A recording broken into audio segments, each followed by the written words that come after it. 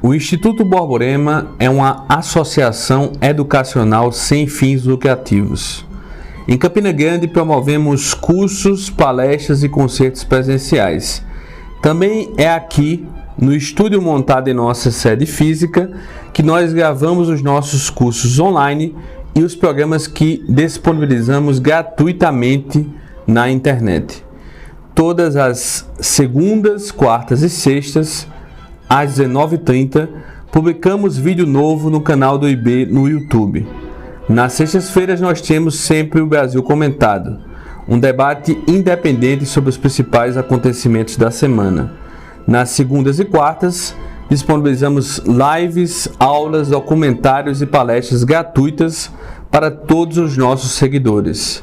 Para que todas estas atividades se mantenham e que outras possam ser criadas, precisamos da sua contribuição financeira. A partir de R$10 você ajuda decisivamente o Instituto. São 3 meios. Pela nossa campanha no site Apoia-se, apoia.se/Instituto Borborema, pelo nosso site institutoborborema.com/ajudaib ou direto na nossa conta bancária. Qualquer dúvida, fale conosco na seção contato do nosso site, institutoborborema.com/contato. Contamos com a ajuda, a participação e a oração de todos que gostam do nosso trabalho.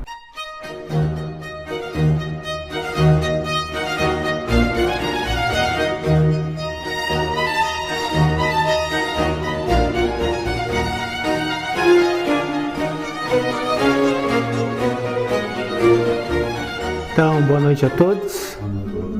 Vamos dar sequência ao evento dessa noite, então, com essa exposição, tá? O que eu gostaria de refletir com vocês aqui nessa noite é um aprofundamento daquilo que eu já disse aqui mesmo, em outras oportunidades, sobre a questão das estruturas primárias e das estruturas secundárias.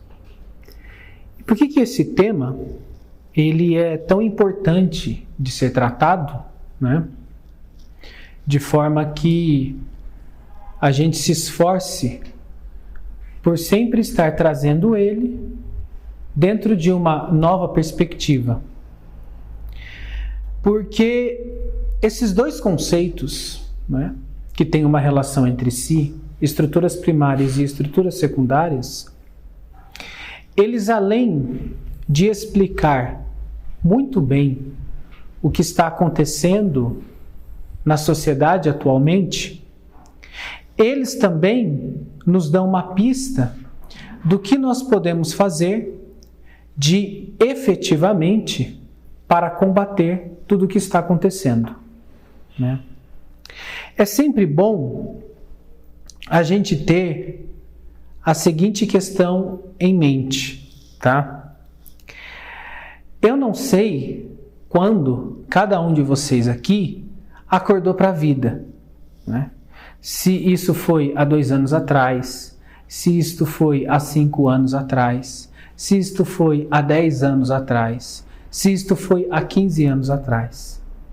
Independentemente de quando isso aconteceu, este processo do qual foi mencionado na primeira palestra, ele já estava acontecendo, né? Então, assim como o Machado de Assis ele vai, né, explicar que uma coisa da qual você não tem consciência, ela não existe, então, quando a gente ainda não havia acordado para uma série de questões para as quais nós só acordamos recentemente, essas coisas elas não existiam. Porém, elas existiam e elas já estavam acontecendo.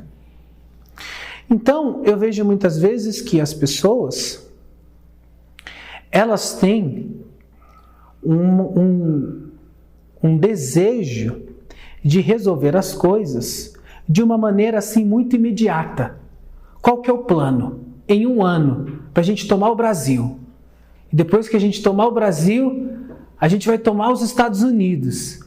E aí a gente vai romper com a Europa e com a China. E vai ficar nós de um lado e esse pessoal aí do outro. Aí deixa coronavírus, máscara, álcool gel, gênero, aborto, eutanásia, escola estatal, tudo do outro lado. Aqui é sem máscara, homem e mulher, os pais educando os filhos, ou escolas comunitárias, né, e coisas do tipo.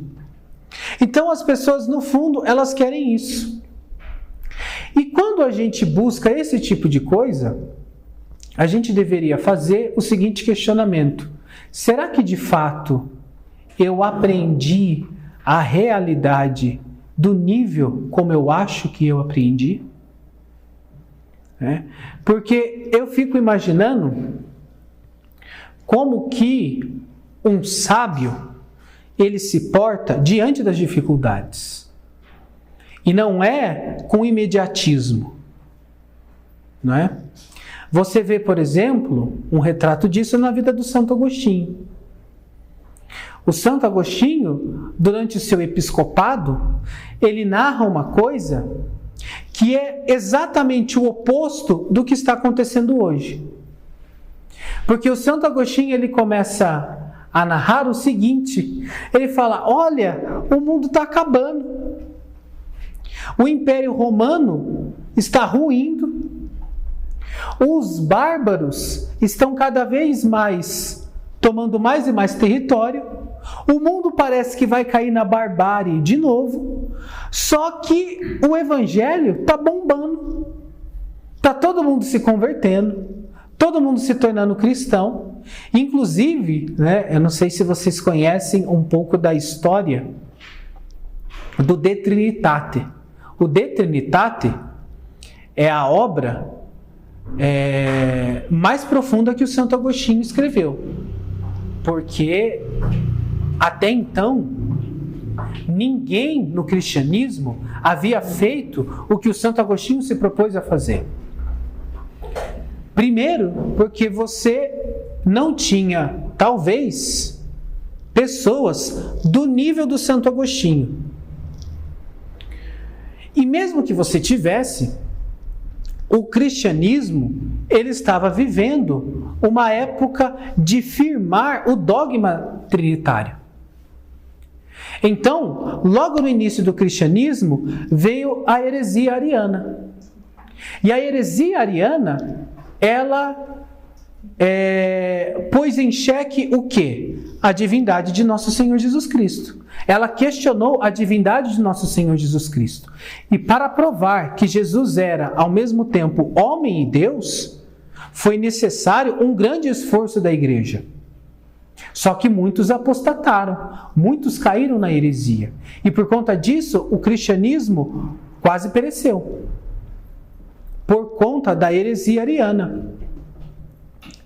Então, os primeiros séculos do cristianismo foram séculos de você firmar o dogma trinitário.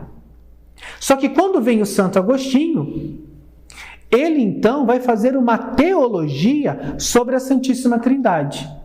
Então ele vai escrever uma obra onde ele não tem a urgência de combater uma heresia. Ele vai produzir algo num tempo favorável, onde ele pudesse especular sobre isso. Tanto é que é um livro que o Santo Agostinho demorou quase 20 anos para escrever. Daí você vê a profundidade da obra. E daí você vê como que a gente não sabe ler. Porque uma pessoa ela é capaz de pegar o De Trinitate e dizer que leu aquilo em um mês. Então você lê um mês uma coisa que o Santo Agostinho demorou 20 anos para escrever. Você não consegue ver a incoerência dessas duas coisas? Não é? Só que então, enquanto o Santo Agostinho estava nessa demora, as pessoas ficavam aflitas, querendo que o Santo Agostinho terminasse a obra. E o Santo Agostinho, eu vou acabar, eu vou acabar, eu vou chegar lá. Aí então, por conta da demora do Santo Agostinho, um paroquiano pulou dentro da casa do Santo Agostinho, roubou os manuscritos e saiu distribuindo. Aí o Santo Agostinho teve que acabar a obra às pressas por conta desse acontecido. Então você vê que enquanto o mundo estava ruindo, as pessoas estavam doidas para querer saber o que estaria escrito ali no De Trinitate. Então isso quer dizer que quem estava doido dessa maneira tinha condição de entender aquilo. Existe uma obra que o Santo Agostinho escreveu chamado De Magistro. Eu não sei o que mais surpreende no De Magistro. Se é a genialidade do Santo Agostinho a descrever a verdadeira natureza da pedagogia, ou se é o filho dele. Porque o filho dele, naquele diálogo que foi real, não é um diálogo socrático, que não se sabe de fato se ele aconteceu ou se aconteceu exatamente como foi descrito ali. Não, é um diálogo real. Como é que um menino de 15 anos consegue fazer perguntas daquele nível? Por conta do nível da educação. Então, o mundo estava ruindo e as pessoas eram muito bem educadas. Você tinha um santo, doutor, de 7ª morada, escrevendo um dos maiores tratados da cristandade, que é o De Trinitate. Você tinha um paroquiano desesperado por ler aquilo. O mundo inteiro estava se convertendo, porém, fisicamente falando, ele estava ruindo. E o que você vê hoje é o oposto. Você vê um mundo onde você tem uma série de confortos, uma série de praticidades, que você nem sequer sonhava com isso na época do Santo Agostinho. No entanto, espiritualmente, moralmente e intelectualmente, está todo mundo morto. Então você vê como que o Santo Agostinho lida diante de uma crise. Como que um sábio lida diante de uma crise. Ele parte para aquilo que importa. E o que importa? Daí a importância das estruturas primárias e das estruturas secundárias.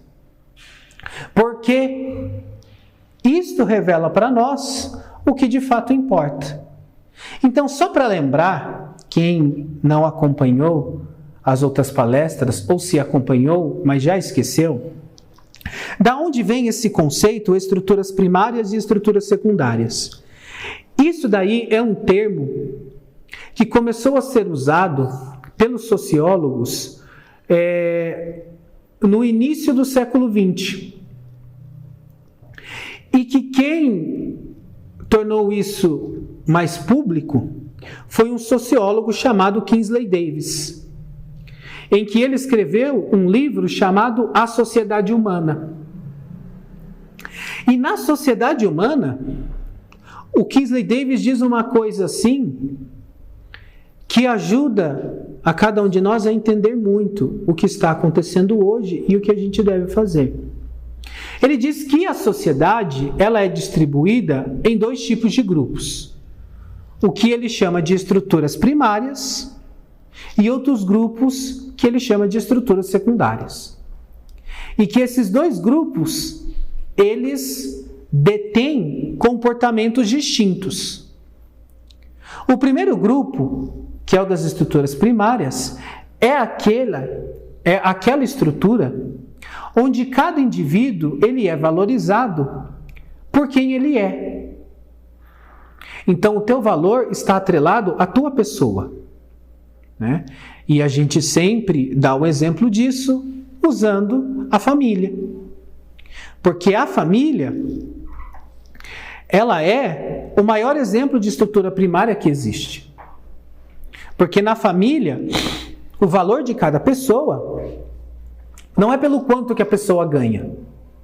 O valor de cada pessoa está atrelado a quem ela é. Então, o pai, ele é pai. E por isso, ele é reconhecido como tal. A mãe, ela é mãe. E por isso ela é reconhecida como tal. Os filhos são filhos. e, portanto, são reconhecidos como tais. E nenhum desses indivíduos, eles podem ser substituídos. Se o pai morre, você não consegue colocar um outro pai no lugar.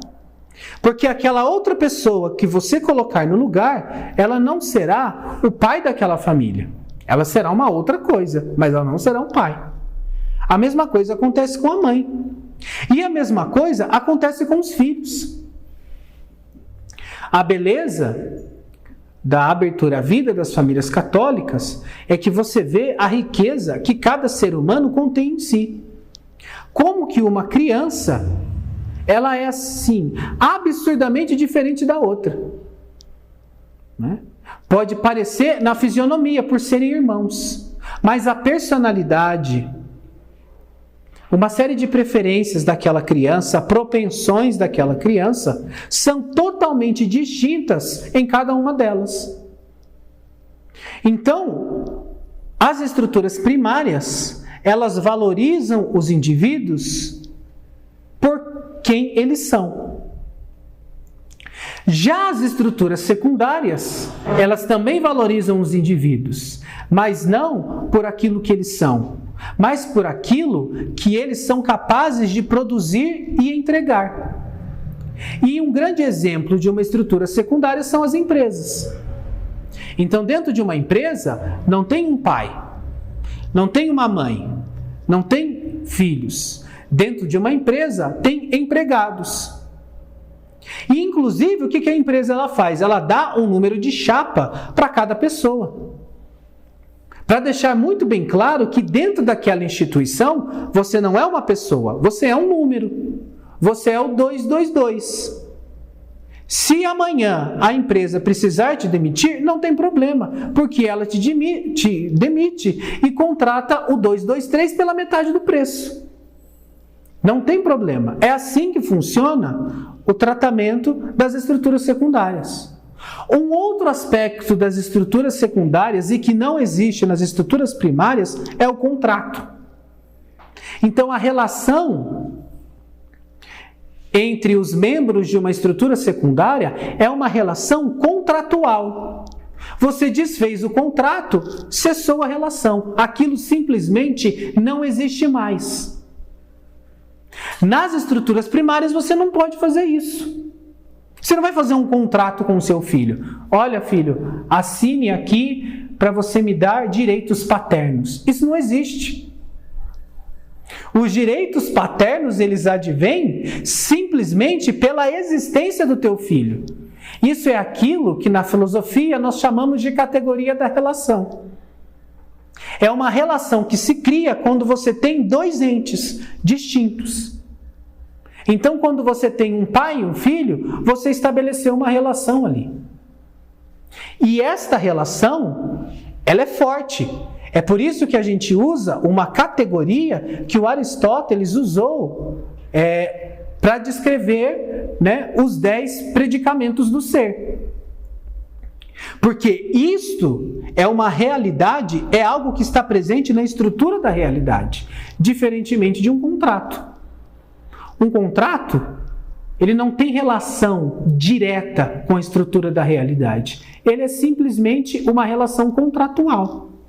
Você rasgou o contrato, finalizou a relação. Você não consegue fazer isso entre um pai e um filho. Né?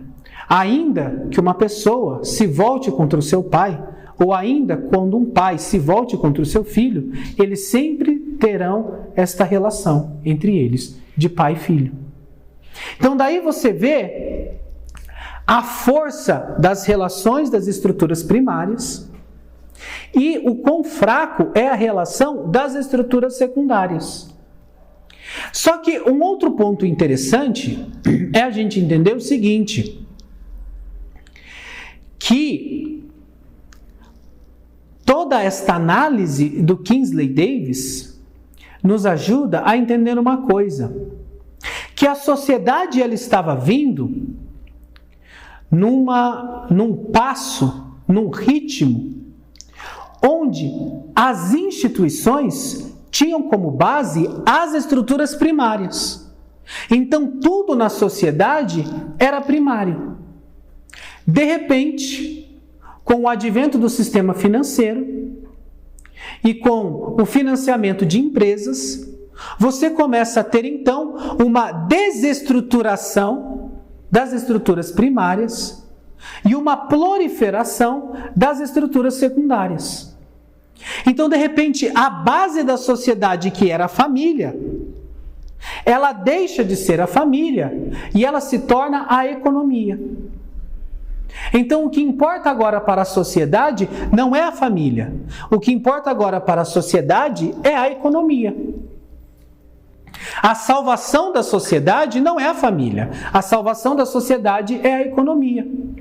E, inclusive, se a família supostamente afrontar a economia, então é a família que tem que pagar. E não é esse exatamente um dos grandes discursos que as grandes fundações criaram para convencer as pessoas a não terem mais filhos? Porque o que as grandes fundações, como a Fundação Rockefeller, Bill e Melinda Gates, Fundação Ford, Fundação Carnegie, elas começaram a fazer? Elas começaram a desenvolver estudos. Veja, que tudo que a gente está vivendo com relação ao coronavírus só foi possível porque toda esta plataforma já havia sido montada para a questão do aborto. Porque como é que você convence toda a humanidade inteira a aceitar vacinas que são tremendamente questionáveis? É muito simples. Basta você financiar supostos estudos, supostas autoridades que possam fomentar a eficácia da vacina. E aí todo mundo acredita. De onde isso nasceu? Isso nasceu principalmente na questão do aborto. Porque as grandes fundações, ali na transição dos anos de 1950 para 1960, elas começaram a investir pesadamente na questão do controle de natalidade. Só que como é que você vai convencer as pessoas de que elas não podem ter filhos? Muito simples. Você precisa financiar estudos, financiar especialistas que comecem a produzir argumentos que convençam as pessoas a não quererem ter muitos filhos, ter poucos filhos ou nenhum filho. E um dos argumentos é que na medida em que a população ela fosse crescendo, a humanidade entraria em colapso econômico e muita gente ia passar fome, muita gente ia morrer, que isso é uma tragédia, então que você precisava desde já, se preparar, prevenir-se para que isso não aconteça. Então, aquilo que estão fazendo hoje com as vacinas, tudo isso já havia sido meticulosamente desenvolvido na questão do aborto. E por quê? Porque você tem uma sociedade agora onde a base da sociedade não são mais as estruturas primárias. A base da sociedade, ela é a economia. Só que o que eu queria refletir aqui com vocês é que é o seguinte: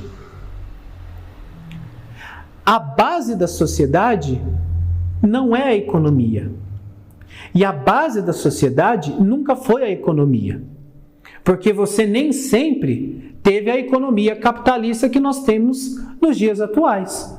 E a sociedade se virou muitíssimo bem. Então quer dizer que existe uma outra coisa que é a base da sociedade. E que é exatamente as estruturas primárias. Agora, o que eu queria demonstrar para vocês é como que, de fato, as estruturas primárias são aquilo que constitui a base da sociedade. E aí existe um comentário que o Aristóteles escreveu sobre a família, onde ele explica isso de uma forma muito clara. E que nos ajuda a entender a mudança de eixo que está acontecendo nos dias atuais. E o que compete a cada um de nós realizarmos diante desse cenário, né? E que é o seguinte, nesta obra sobre a família, né? Primeiro, é interessante notar o conceito de família do Aristóteles. Porque qual que é o conceito de família do homem moderno? Na verdade, o gênero acabou com o conceito de família. Então, o conceito de família hoje pode ser simplesmente qualquer coisa. Você tem uma mulher e um gato, aquilo ali é uma família, né? Você tem um bando de pessoas que vivem juntos dentro de uma casa onde ninguém é de ninguém, todo mundo tem relação sexual com todo mundo e as crianças nascem ali sendo, assim, educadas por todo mundo. Aquilo ali, segundo a sociedade atual, também é uma família. Antes da gente chegar nessa tragédia, nós temos ainda o conceito de família que formou o imaginário, provavelmente, de cada um de nós que estamos aqui, né? Que é aquele conceito de família romântico, não é? Que você se apaixona por aquela menina que faz o céu brilhar, né? E que ela é um espetáculo, que ela é, né? Ela é praticamente uma Santa Teresinha do Menino Jesus da Sagrada Face, de tão esplendorosa que ela é. Então nós fomos criados nessa mentalidade romântica de família. O Aristóteles não tinha nada disso. O Aristóteles, ele tinha uma teoria que eu acho fenomenal. Você olha assim, quem foi criado nesse conceito romântico de família estranha. Mas se você analisar a coisa de forma objetiva, você fala, caramba, o cara está certo. Ele dizia o seguinte, que primeiro, né, antes de você formar uma família, ela deveria partir do homem, óbvio, né? Só que esse homem, ele deveria iniciar a família aos 36 anos de idade. E a mulher deveria ter 18. Ou seja, metade da idade dele. Por que isso? E veja, eu não sei se provavelmente esse é o caso de São José e da Virgem Maria, né? E por que isso? Porque um homem com 36 anos de idade, para Aristóteles, ele já deveria estar muito avançado na sabedoria. E, portanto, muito avançado na virtude. E, portanto, já deveria também ter resolvido uma série de questões econômicas que competem ao homem, pai de família. E aí, por que ele se uniria a uma mulher de 18 anos? Porque, por ela ser mais nova, ela seria a primeira aluna. Ela aprenderia com ele. E tem um outro aspecto. Uma mulher de 18 anos, por que o Aristóteles está pensando nisso? Porque ele está pensando no aspecto procriativo. Para que essa mulher ela possa ter muitos filhos. Que é exatamente o que as estruturas secundárias inverteram os papéis hoje. Hoje as mulheres querem ter filhos aos 36 anos, porque aos 36 anos ela já virou gerente, ela já construiu a carreira, ela já fez mestrado, ela já fez doutorado, ela já fez pós-doc. Aí vem aquelas gravidez que destroem a mulher. Por quê? Porque, minha filha, era para você estar pendurando a chuteira e você quer entrar jogando. É esse que é o problema. Né? O problema não são os filhos. Aí você pega uma mulher dessa e ela fala, tá vendo? Que opressão. A minha avó na roça, que teve 14, mas a sua avó, ela começou jogando com 15, 16. Essa que era a diferença. Ela teve o primeiro filho e no outro dia já estava lavando roupa, minha amiga. Porque ela tinha estrutura para isso, porque é assim que a natureza humana funciona. Agora, por conta da secundarização, as mulheres querem negar a natureza E não tem capacidade de perceber que isso é uma negação da natureza, e aí põe o erro na própria estrutura familiar. Veja que coisa bizarra. Isso é efeito já da secundarização. Porque a mulher, então, ela precisa priorizar a carreira e não os filhos. Né? Aí deixa para querer jogar aos 45 do segundo tempo, tem problemas e não sabe por quê. Né? Então veja, isso já demonstra a visão do Aristóteles de família. E aí para ele, quando este homem, já constituído em virtude, já constituído em sabedoria, ele se une a essa mulher, ele precisa então mudar para uma oikos. Oikos em grego quer dizer casa. E esta casa, para o Aristóteles, não podia ser uma casinha pequenininha. Não podia ser um apartamento de 52 metros quadrados. Tinha que ser uma casa grande e espaçosa. Por conta dos filhos que viriam, sim, mas por conta também que este homem, este pai, já avançado na virtude e na sabedoria, ele não só educaria a esposa e os filhos, ele educaria também os servos. Então ele convidaria pessoas para trabalhar com ele, onde a relação entre essas pessoas não seria um contrato. A relação entre essas pessoas assemelharia muito a relação de um pai com um filho. Então esta oikos, ela iria crescer. Não tem como. Que servo que não vai querer trabalhar com um senhor desse? O cara trabalha e no fim do dia ele aprende metafísica. Não é? A verdadeira metafísica, né? Não essa que foi citada aí no início para ludibriar as pessoas.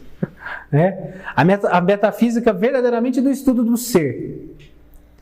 Com os filhos crescendo, sem relações contratuais. Né? E aí o Aristóteles diz que ele começa a falar das organizações desta casa. Daí veja, o Aristóteles de fato, ele é um gênio. Né? Ele começa a descrever como que tem que ser a organização da oikos. Então, a organização da oikos, ela tem que ser regida por uma oikonomia. O que é a oikonomia? É a norma da casa. Então Aristóteles começa a descrever a norma da casa. Então ele começa a dizer que o marido e a mulher, eles precisavam despertar antes dos filhos, para que eles pudessem programar o dia, e pudessem dormir depois dos filhos, para que eles pudessem debater como foi o dia. Veja a genialidade do Aristóteles. Né? E o pessoal falando aí que quem tem filho não consegue estudar e rezar. É só você ler Aristóteles. Está lá, só você ler a oikonomia aristotélica. Né? E você vê ao mesmo tempo a importância que o Aristóteles dá à complementariedade dos papéis masculinos e femininos. Ele não diz que é o marido que tem que acordar e a mulher dorme até mais tarde com os filhos. E a mulher dorme mais cedo e o marido fica lá matutando o que ele precisa fazer. Não, ele diz são os dois. Então, na medida em que você vai fazendo isso, esta oikos ela vai crescer. E por ela crescer, você vai ter uma oikomenia. De onde veio a palavra ecumenismo, que nada mais é do que a civilização daquele local onde a oikos se instaurou. Porque aquele cara tem tanta virtude, ele tem tanta sabedoria, que ele começa a ensinar isso para todo mundo, e aquilo vai civilizando a região. A região vai saindo da barbárie e vai se tornando humana, vai se tornando civilizada. E aí, na medida em que isso vai crescendo, vai se expandindo, você não pode ter só uma oikonomia, que é as leis da oikos. Você vai ter também uma dioikesis. A dioikesis é a administração daquela região que foi civilizada pela oikos. Você veja que o Aristóteles, ele está criando as bases de tudo aquilo que depois constituirá o próprio governo da igreja. Né? Daí que veio a palavra diocese, daí que veio a palavra ecumenismo, e daí que veio a palavra economia. Então, quando vem o cristianismo ele vai sublimar a oikos e a dioikesis. Porque o que se torna a oikos cristã?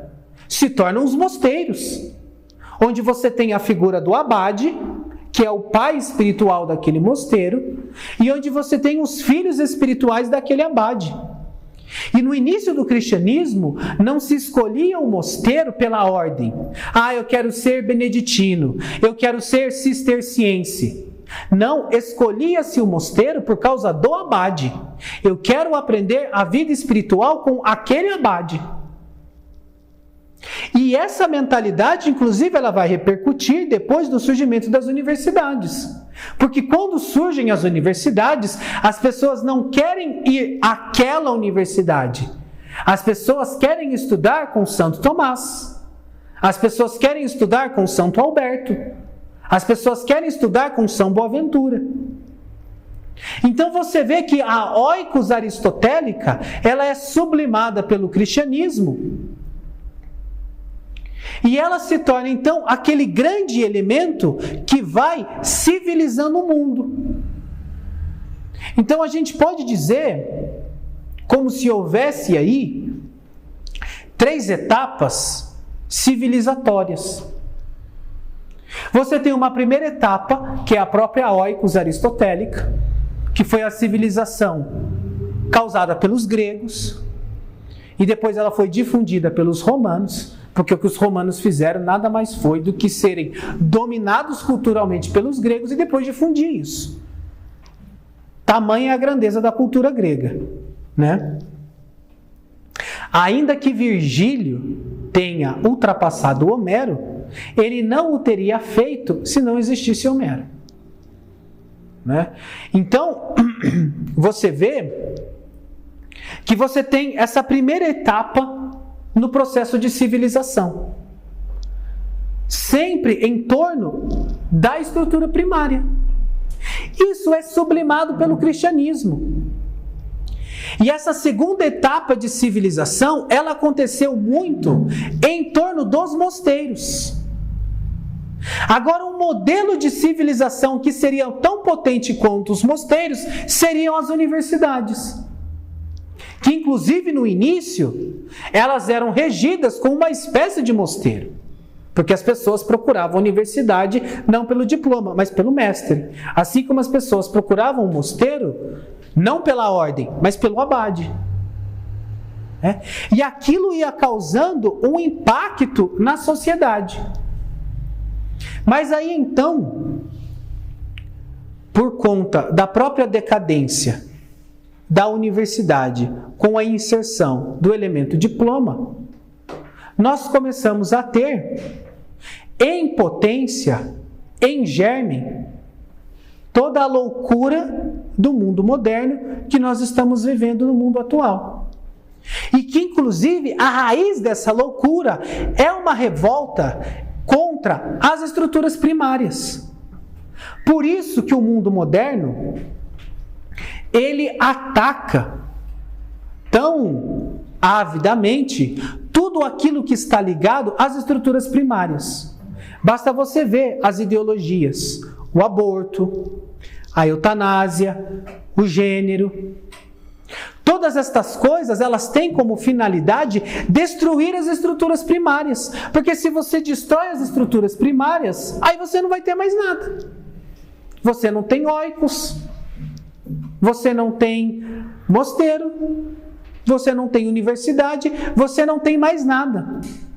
E tem uma coisa que é muito importante da gente também entender, que o ensino da vida espiritual, que é aquilo que de fato catapulta a inteligência, levando ela a níveis absurdamente superiores à inteligência que é desenvolvida apenas pelo estudo, e consequentemente produz nos indivíduos que chegam a esse desenvolvimento, que só se dá pela graça, é claro, as virtudes infusas. O ensino da vida espiritual, ele sempre foi regido pela oikos aristotélica. A Santa Teresa, ela viveu no meio do olho do furacão, porque ela viveu exatamente na época em que o protestantismo, ele estava se difundindo que nem uma praga. Que nem uma praga. E veja, o protestantismo, ele é uma coisa muito pior do que o arianismo. Porque o Ário, o que ele fez? Ele pegou um elemento da fé cristã e ele foi contra aquele elemento, que é a divindade de nosso Senhor Jesus Cristo. O que o Lutero fez foi uma reinterpretação de todo o cristianismo.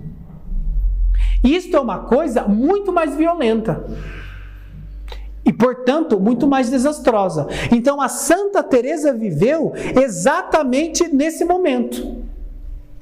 E o que a Santa Teresa faz? Ela faz a reforma do Carmelo. E como é que ela faz a reforma do Carmelo? Ela sai pela Espanha, recrutando exércitos para que pudessem se dirigir contra os luteranos e chegar a eles: luteranos, voltem ao catolicismo ou vocês vão morrer, né? E a Santa Teresa era colérica. Ela podia muito bem fazer um negócio desse. Ela podia muito bem ser uma Santa Joana d'Arc. Não. O que ela fez? Ela pega 12 monjas, faz a reforma do Carmelo, se reúne com essas 12 monjas e começa a rezar. É assim que a Santa Teresa combate o protestantismo. Então, o que ela estava fazendo? Ela estava fazendo aquilo que o Aristóteles descreve na oikos aristotélica. Ela já tinha chegado num nível de sabedoria e de virtude que não era nem natural, era sabedoria e virtude infusa, e ela começa a orientar cada uma das monjas, e ela escolhe 12, para que elas avancem na vida espiritual. E eu tenho para mim que todas essas monjas chegaram na 7ª morada, né? Porque elas foram educadas por Santa Teresa. Nada mais, nada menos do que Santa Teresa. Então você vê que o ensino da vida espiritual, que nada mais é do que o ensino do Evangelho, ele é regido, ele é imbuído das estruturas primárias. Então, se tem uma coisa que a gente precisa resgatar urgentemente na sociedade nesses tempos, são as estruturas primárias. E como é que a gente faz isso? Basta a gente buscar a excelência na virtude e no conhecimento. Então existem aquelas virtudes naturais que vêm pelo estudo, pela reflexão, pela meditação, pela busca da verdade, que pode ser vista pela luz natural da razão. E tem aquele conhecimento que vem pela graça, que vem pela oração, que vem pelas pessoas que se propõem a rezar como a Santa Teresa rezou, que colocam a oração não como um trabalho acessório da nossa vida, né? Então você coloca lá, né? O principal é isso, o principal é aquilo, preciso lavar roupa, preciso ir no supermercado, preciso trabalhar e eu preciso rezar, né?